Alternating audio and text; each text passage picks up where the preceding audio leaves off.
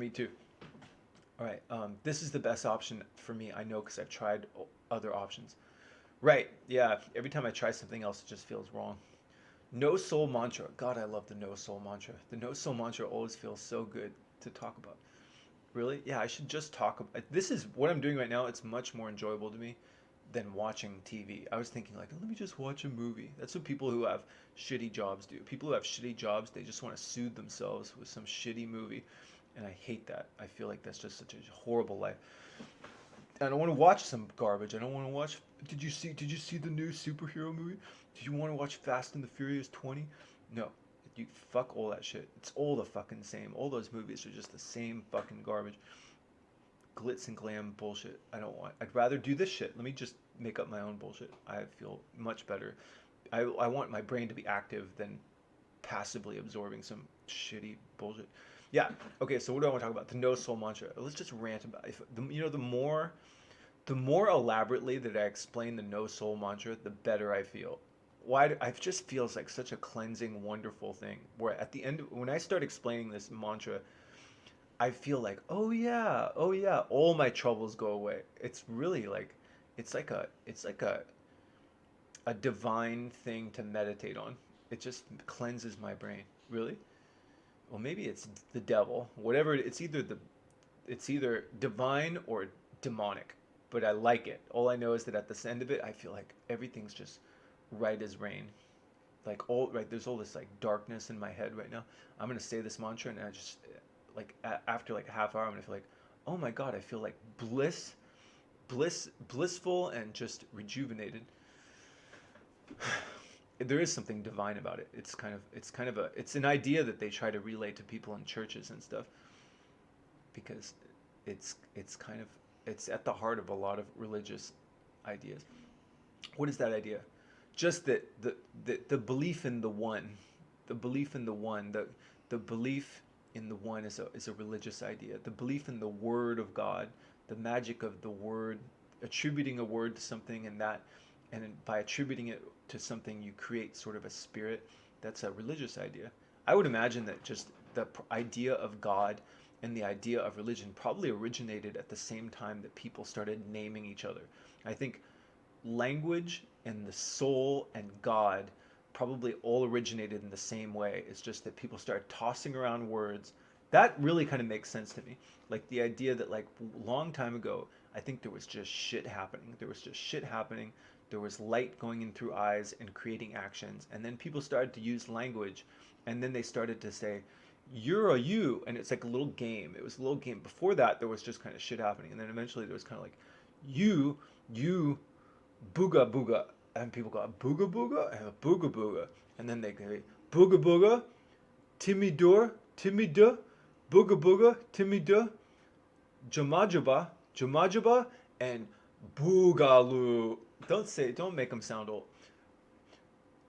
Jugaju. They say Jugaju. So they name each little thing, and then they say, and then they give a name to everything, and then that's God. And I really think that that's probably true. What do you mean? Well, I just think that like I think that without language, there's no soul. I think there's no ghost in the machine. I think that when you were a baby, before somebody explained to you at the age of like 2 or something, your mom and dad said to you, "You're Sean. You're Sean." You didn't know there was Sean, but you were still doing shit. You were still just kind of like there was just like this is what I think is really happening. Somebody should make an art project about this, but I'm not going to do it. What do you think, Sean? I just think like if you could make a if you could make like a well, like a wet wishing well type thing that just had light going in through into the well, and then some sort of little handwriting thing that just writes down some thoughts, and that stuff's just sort of sinking down into the well, and as it sinks it down into the well, it causes some sort of actions which also then sort of sink down into the well and cause more actions and more thoughts, and those get sunk down to the well, and that well is kind of generating a bunch of shit like I think that's all that really is happening. I think that seems like if I had to bet on it, that's what consciousness is. I think that that's basically what people are. Is they're just a process of, as far as like if I had to bet on it, if I was hooked up to a lie detector test, that seems like my honest assessment. If they had a lie detector that said like, what do you think consciousness is? Like, what do you think's going on? Do you think there's a spirit? Do you think there's a God? Do you think there's a heaven? I'd say this is the way it really seems to me. It just seems to me that there's just shit happening, and there's shit happening all over the world, and the only difference with the shit happening in us is that we have language, and that confuses us. Because without that shit happening, I just think there's light going into this pit of our brain, and it's inscribing some sort of thoughts. Thoughts are happening, light going and sound going into the brain is happening, and that stuff is interacting with our memory, which is just like a pit of like hazy stuff that's been recorded. Almost like, you know what I think it's how it's kind of being recorded? I feel like it's almost like your memory is like stained on there. That's the way it seems to me, is like stuff sort of gets singed into your brain, kind of like an etch a sketch. You know that etch a sketch? Some of it gets like burned in there, seared in there. If it had like a lot of emotional content, or you repeated something in your head a lot, it gets indelibly etched into this, like, I don't know, like an I to me it almost feels like a night sky. It just feels like all the shit that you've seen. A lot of it's kind of back there, but it's kind of hazy, and it takes a while to sort of like bring it into focus. But that's the way life experience seems to me. Is it just seems like there's light going into eyes, and then there's thoughts that are also going into this tube, or just some sort of like night sky of just things that have been indelibly etched in there. And some of it, as it's freshly put into your brain, it's visible for a while. Like when you play a memory game, or you try to remember a phone number, you have your working memory where something that's happened that you've been focusing on is very clear for like, I don't know, 5 seconds, 10 seconds, and then it sort of like just kind of fades. But it's not totally gone. It's kind of just faint, because like if somebody asks you, you know, what was I just talking? If somebody says like, what were you just saying 2 minutes ago? I'd be like, oh, I can't remember accurately. But if they said, well, were you talking about dinosaurs? No. Were you talking about vampire bats? No. Were you talking about the way the information gets logged in your brain? I'd be like, oh yeah, yeah. That's, you have like some weird idea of like what you weren't doing, and so I think that it's kind of there, but it just becomes faint, and some of it just becomes like lost forever. But I think that's all that's happening. There's just light going in through eyes, there's thoughts, and then that light is kind of like the information that's coming into your head. It's being referenced somehow with like everything you've ever seen. What do you mean? That's the way it seems to me. Like if you turn a corner and you see your psycho ex-girlfriend or ex-boyfriend, you get like freaked out. Like just in order to recognize somebody, like if somebody shows you somebody and you go, oh, I know that person. It's not like a computer. Like when you try to run a search, like you try to if you do a reverse image search, which I'll do if I'm looking up porn or something. You know what's really fun thing to do? Let's just talk about porn for a second.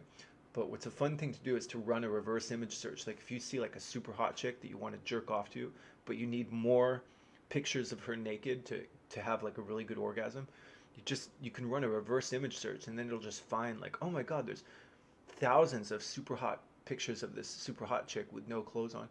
It's great. Reverse image search. But anyway, even if you run a reverse image search, it takes a while. The computer has to like search through the archives. It goes, hold on a second, let's search through the archives, and then it'll pull up a bunch of results. But the human brain doesn't seem to work like that. The human brain seems to be that you recognize something pretty instantly. Like sometimes it might take a while, but usually it's like, oh, like I know that, and something, or you say, hey, there's Sally, or something like that. So what that means is that like whatever is coming into your eye, it must just be kind of confronting everything you've ever seen, right? That seems to make sense to me. Like, how would you recognize it instantly? So it just seems like that's probably what's happening. I don't understand how it totally works, but I would just imagine that there's some sort of like some imprint of like everything you've ever seen to varying levels of clarity. That's kind of like a night sky, and there's light and sensory information coming into that, mixing with like your thoughts, and those are kind of getting logged more and more, like, and they're just fainter and fainter as they get into the background, kind of like a night sky. That seems to be what's happening. Like it's just kind of like, and I think that people just start walking and squawking. But a lot of those actions that you're doing, they're not even you. I just think there's no you. I think the idea that there's a you that's doing stuff is just based on words. I think that without that, there's just shit happening. I think if you could make a machine that took in light in the same way, sensory information, and it had some thoughts that got generated by some of it by that sensory information and some of it just by previous thoughts. And then it did some actions, the combination of the sensory information and just thoughts produced some action like I'm doing right now. Then and it's some of those actions were, hey, I'm Billy the machine, then that's alive. That's alive. And there would still be this process. That process of light and sensory information would still be happening. And some of those thoughts that the machine would be having would be like, hey, how come I'm alive? How come I'm stuck in this meat vehicle? How come I'm just this vessel doing this thing? That's just something that's happening. And you'd have to tell that machine, you think there's a process of that happening that's happening inside that head, and that head always thinks, here I am, I've always been right here, that's weird, how come I'm stuck in this body and not in somebody else's body? There's no you. That's just something that's happening, but it's happening times 7 billion people out else in the world. You just can't see that timeline that's happening in all those other people, but that shit is also happening. And sometimes those other happenings also have a thought of, huh, I guess I'm me. That's weird. I've always been here, because they all the thoughts that are happening only have access to the information in that particular pit of their brain.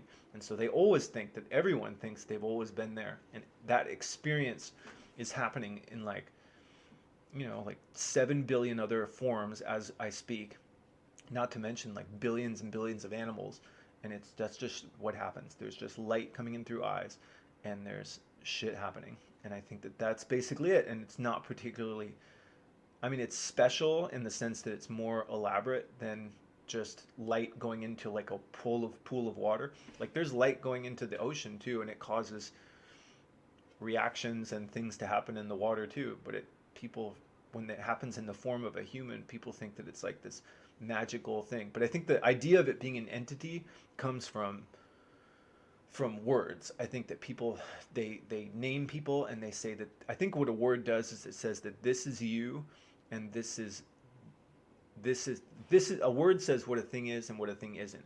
And I think that it's really integral to how people define themselves. They want to believe that this is you and this other thing is not you. And I think that that's a lot of how people claim credit for stuff, and a lot of how they assign blame to things. But I just think that whole idea is just totally bullshit. What do you mean, Sean? It just seems so obviously bullshit. Like, if somebody tells you something that makes you angry and you get angry, how much control did you have over that? What if, how much can you blame that on somebody else? If somebody pinches your butt and you spring up and bump into somebody, how much control did you have over that? I just think that I think that people are sort of products of their environment, because what? Because I just think just keep talking, Sean, you got nothing else to do tonight. If you have a judge in a courtroom, doesn't that judge ever think that it's a really weird coincidence that every time they keep talking, Sean, every time they have like a violent gang criminal, don't they think it's a big coincidence? It's like, huh, another violent gang criminal who came from an area surrounded by other violent gang criminals. How come there's not a lot of violent gang criminals growing up in Marin County in the really rich area? Huh, that's weird. If people are these independent agents that are responsible for their own actions, how come they seem to be so similar to the people around them? Because people are products of their environment usually. What about, like, doesn't anybody think that it's a big coincidence that in 1945 Germany there just happened to be like a ton of bad guys who all deserve to be killed? They're bad because they did those Nazi bastards. They deserve to be killed. If they look on a map, it's like, dude, we just got a big concentration of bad guys who were all full of free will and chose to do their own actions. And then there was just a big concentration of good guys who deserved to shoot all the bad guys. Doesn't that seem like if people are just these independent agents who are responsible for their own actions, why are they so similar to the people around them? Because people are products of their environment. If you were in the same situation, you would do the same thing. Because I just think there is no you. Keep going, Sean. Yeah, like you have oxygen in your lungs, right? Yeah, what about the oxygen in your lungs? You'll never find a human that exists without oxygen in their lungs. The oxygen is being absorbed into your bloodstream and turned into your red blood cells. So when is that oxygen officially part of you? And how come that oxygen, if it's so integral to a human and you can't find any human that's separate from that oxygen, how come that oxygen isn't part of the human? It's only because of the word.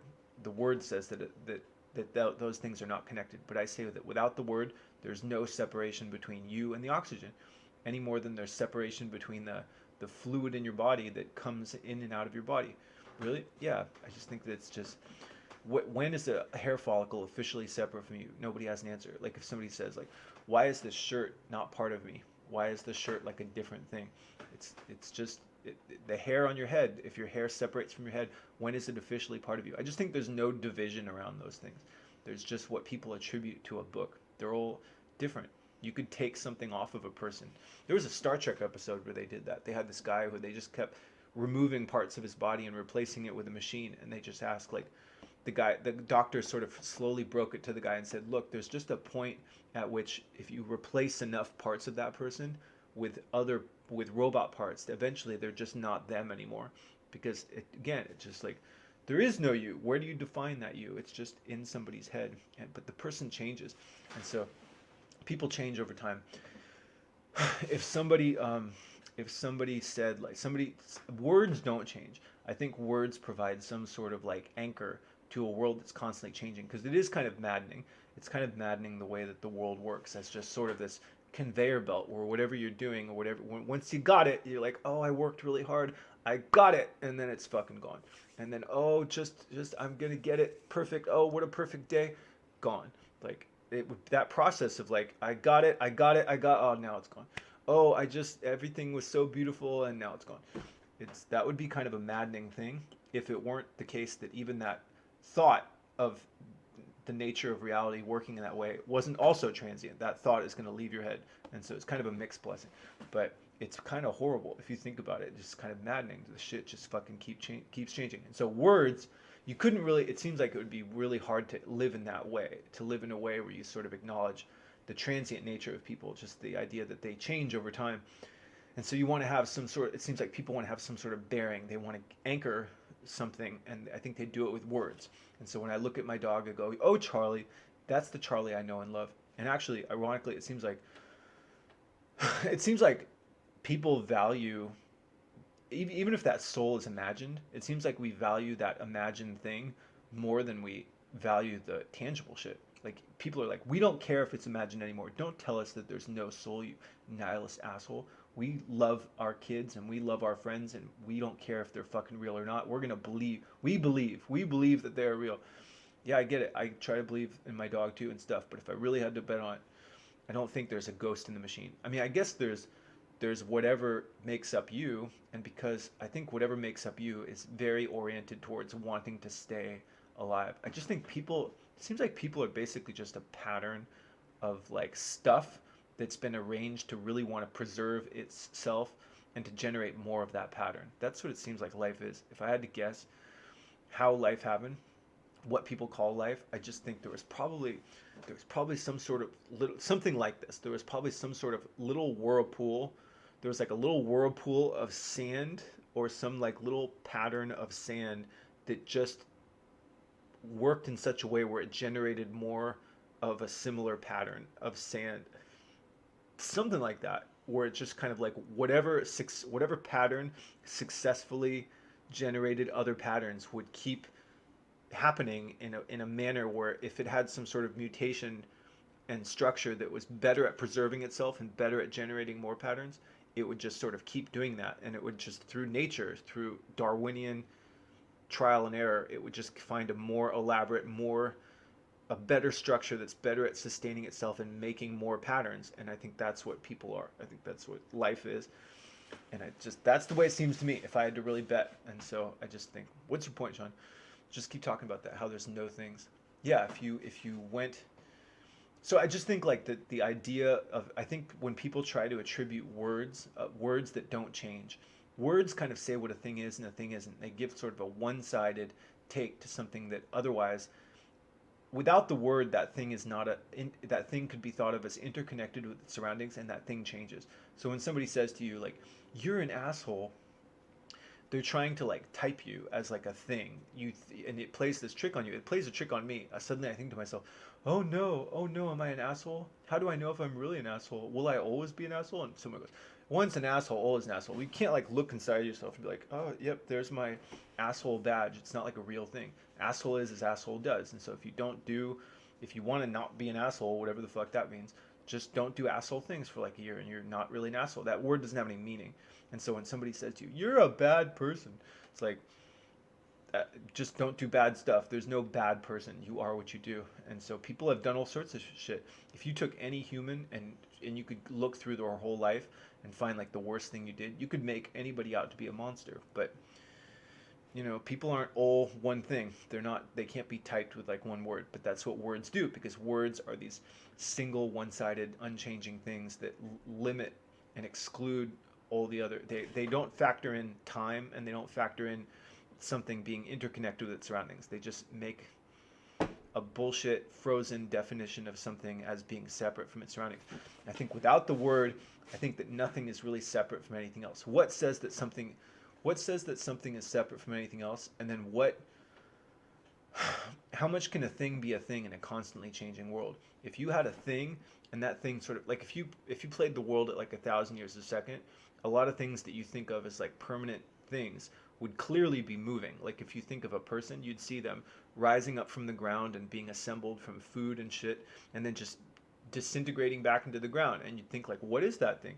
You'd see cars. If you played the world 1,000 years a second, you'd see cars just as cloud. Everything would just look like a cloud world, and cars would become assembled out of like leather and iron ore and rubber material, and then it would sort of sit that way for a while, and then it would turn back into that shit. And so if you saw like a big moving cloud world, you couldn't make words, because every time something starts to form some sort of pattern that you could make a symbol of, that's what a word is a symbol for representing stuff in the real world. Either a shape, like a pattern, either a picture you put in a book to represent a pattern in the real world, or it's a definition in a book that represents a pattern in the real world. And that's what words seem to be. But if that shit was constantly changing and constantly morphing into other shit with different names, you'd see that it was all just shit happening. It's just shit happening, shit morphing into shit that's interconnected with other shit. And just sometimes it stays in that pattern, but then, oh fuck, it's gone.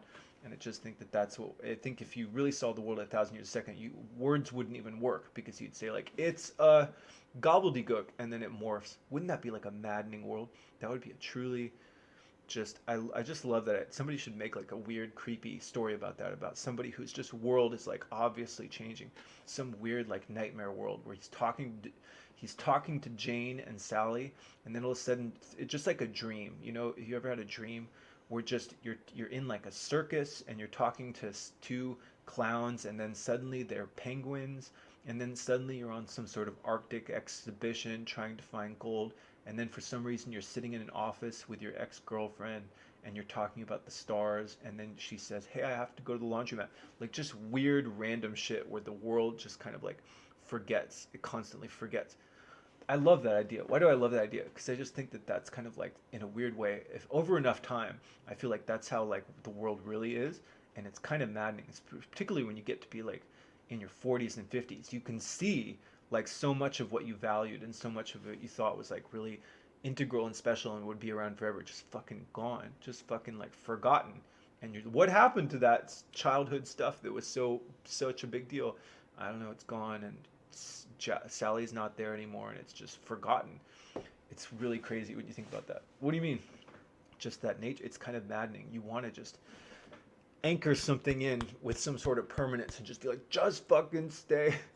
Your kid, your dog, can you please just stay around forever?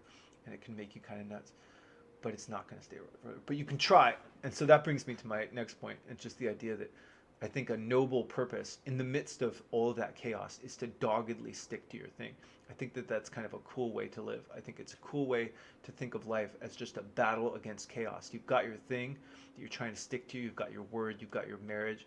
You've got your workout routine, whatever it is, your dream. And the world's going to try to disperse that dream. The world's going to try to just say, come on, forget it. Give it up. You should go do something else. Come on, that's long gone. You'll never do that. Just give it up. Just things change. Come on, you got to change with shit. I think it's cool to just be like, no, I'm fucking staying in my thing. I'm sticking to my thing till death do us fucking part. Because I think that's what kind of what makes a thing a thing, and that is kind of what there's something divine about that. There's something divine about making a thing real by staying true to something. That's what true. There's another definition of staying true, which means just preserving the shape of something. I think that that's it's cool to just think like the world's going to try to morph that thing. It's going to distort that thing. People go, ah, come on. You're going to get out of shape, and you got to stay true to your thing. You got to try to dust it off and just make it how you intend it and stay true to your word and stay true to your thing. But you can't be multiple things. You're going to have a temptation to want to try to be like, but I want to be everything. I want to be like, I want to do this other thing. And it's like, I think there are great rewards and something divinely beautiful to just staying true to your one thing throughout your whole fucking life. But it's hard. Try to stick to anything, even if it's your favorite thing. If your favorite thing in the world that you just think you could do forever, whatever it is. I'd love to sit. If somebody just says, "Man, what's your favorite thing in the world to do?" God, I just love sitting around and watching a marathon of movies and eating cheesecake. All right, well, try doing that for 8 hours a day, for like 40 hours a week or more, and it's gonna be hard. It's gonna be hard to stick to your thing. You're gonna be like, I'm bored of this thing. I want to try something different.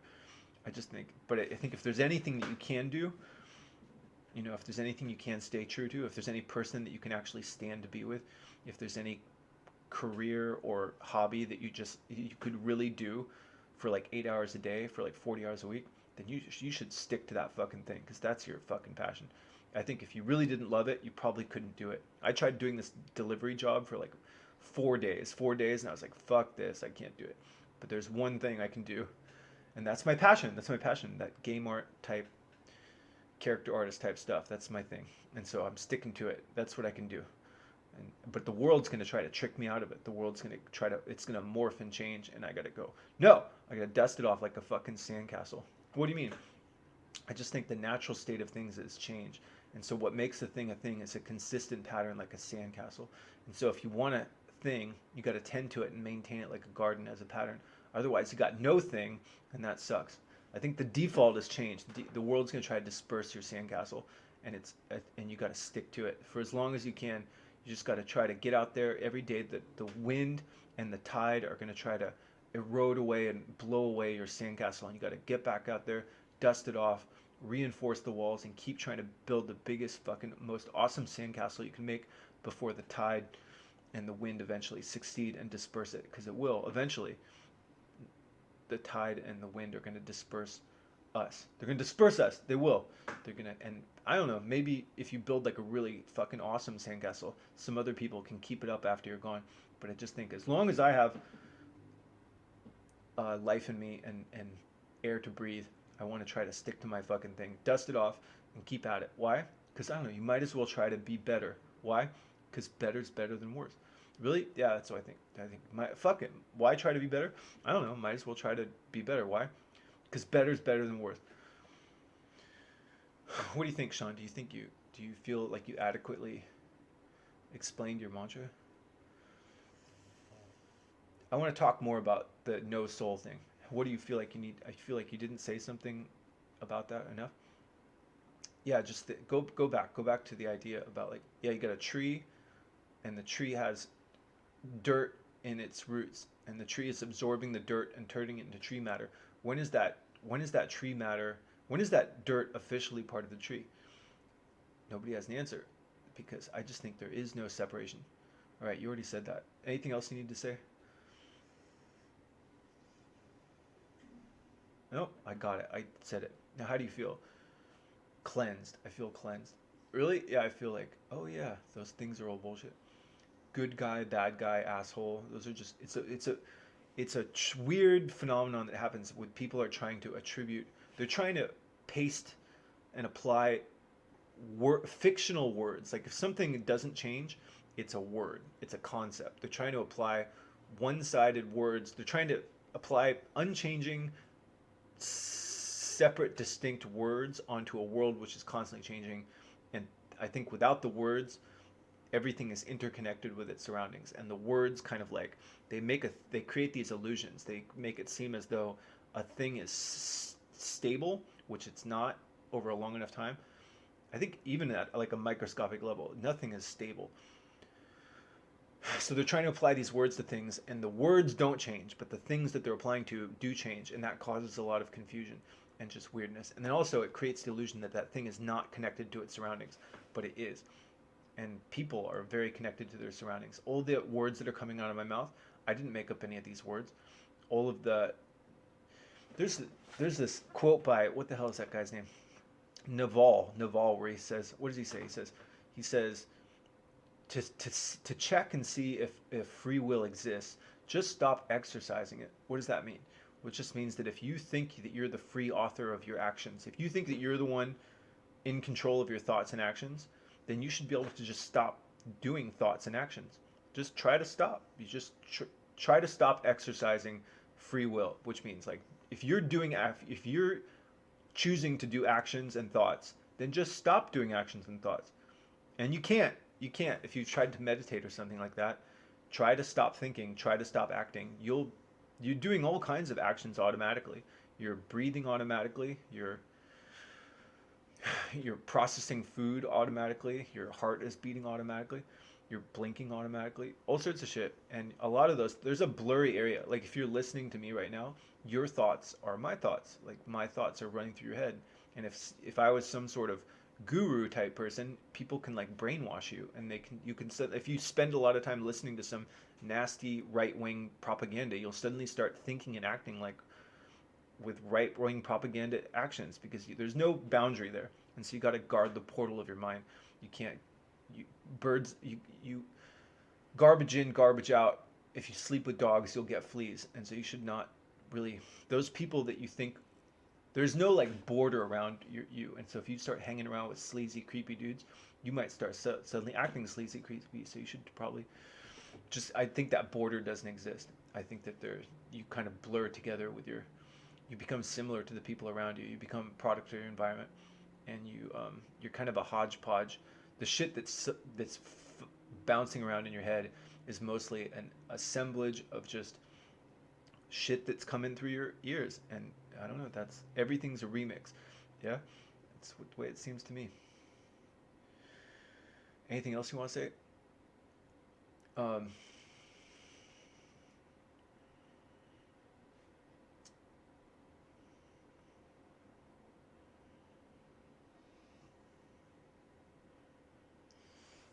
Come on, Sean. Do you feel like anything else?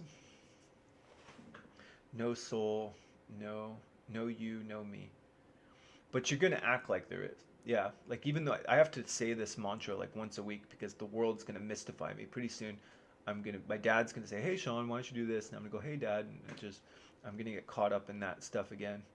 But I just think it's bullshit. I just think it's bullshit. I think it's people applying words which don't change. I think people are interconnected with their surroundings without the word. Okay, you said it, Sean. You said it over and over. Anything else you want to say?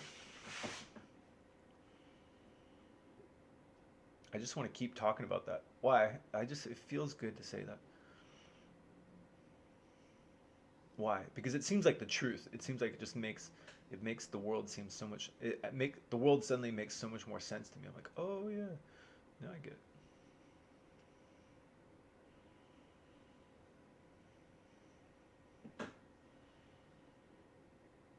Is that it? Is that all you want to say? Yeah, I guess that's it.